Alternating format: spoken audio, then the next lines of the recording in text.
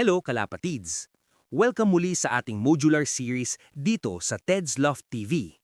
Ngayon ay nasa Module 10 na tayo, kung saan pag-uusapan natin ang isang napakahalagang bahagi ng racing pigeons, ang tamang pagpili ng breeder. Tandaan natin, ang panalo sa karera ay nagsisimula sa tamang dugo. Sa araw na ito, pag-uusapan natin ang Monday topic, Performance-Based Selection. Sa pagpili ng breeder, performance ang unang dapat tingnan.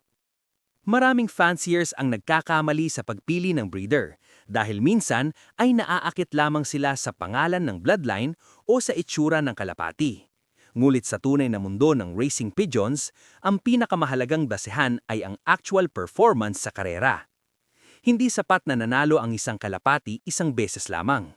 Ang mas mahalagang tanong ay, consistent ba ang performance niya? Ang isang tunay na quality racer ay hindi lang sumisikat sa isang race. Ipinapakita niya ang kakayahan niya paulit-ulit sa iba't ibang karera at kondisyon. Mga halimbawa ng consistent performance. Palaging nasa top results. Halimbawa may kalapati na may ganitong race results. Top 10 sa 150-kilometer race.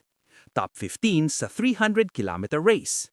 Top 20 sa 500-kilometer race. Ibig sabihin nito, hindi lang siya sinuwerte sa isang laban. Talagang may natural siyang kakayahan sa racing. Ang ganitong klaseng consistency ang isa sa pinakamagandang basehan kung ang isang kalapati ay pwedeng gawing breeder.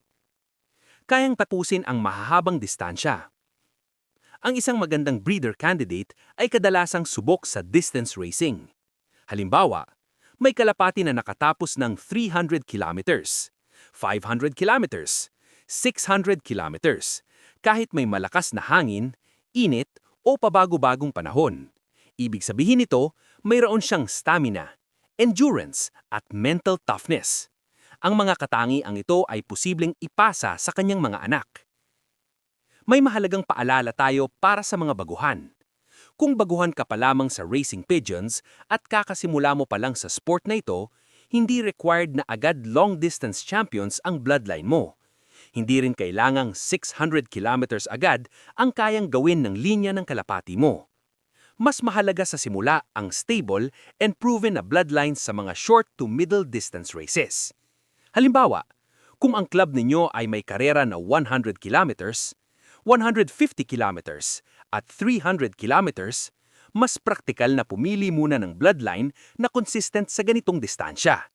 Sa paglipas ng panahon at habang lumalawak ang karanasan mo bilang fancier, saka ka palang unti-unting magdagdag ng long-distance bloodlines sa loft mo. Tandaan, hindi kailangan magmadali sa breeding program. Ang tagumpay sa racing pigeons ay pinaghahandaan sa loob ng maraming taon. Palaging tignan din ang race history ng pamilya. Hindi lang ang performance ng isang kalapati ang dapat tignan. Mas maganda kung susuriin din natin ang performance ng kanyang pamilya o bloodline. Halimbawa, ang ama niya ay multiple race winner. Ang ina niya ay galing sa pamilya ng long-distance champions. Ang mga kapatid niya ay may mga top placements din sa club races. Kapag ganito ang background, mas mataas ang tsansa na maipasa ang winning genetics sa susunod na henerasyon. Ito ang dahilan kung bakit sinasabi ng maraming veteran fanciers, ang tunay na champion ay hindi aksidente. Galing ito sa champion bloodline. Mahalagang prinsipyo sa breeding. Sa racing pigeons, may isang simpleng prinsipyo. Breed from the best to produce the best. Kung ang breeder ay may proven race performance, mas malaki ang tsansa na ang kanyang mga anak ay magiging mabilis, matibay sa flight, at consistent sa karera. Mga kalapatids, tandaan natin, sa pagpili ng breeder, huwag lang sa pangalan o itsura tumingin. Mas mahalagang pag-aralan ang race performance, consistency, distance capability, at family history. At para sa mga baguhan, huwag ma-pressure kung hindi pa long-distance champions ang mga kalapati ninyo. Ang mahalaga ay maganda ang foundation ng bloodline at tuloy-tuloy ang improvement ng inyong loft. Dahil sa dulo ng lahat, ang dugo ang pundasyon ng panalo.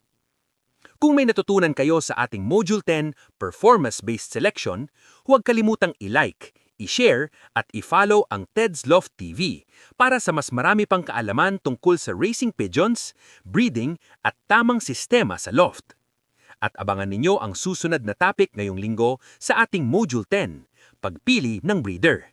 Shoutout sa lahat ng may entries sa final lap sa Tacloban. Pakilapag ang mga entries ninyo. Good luck!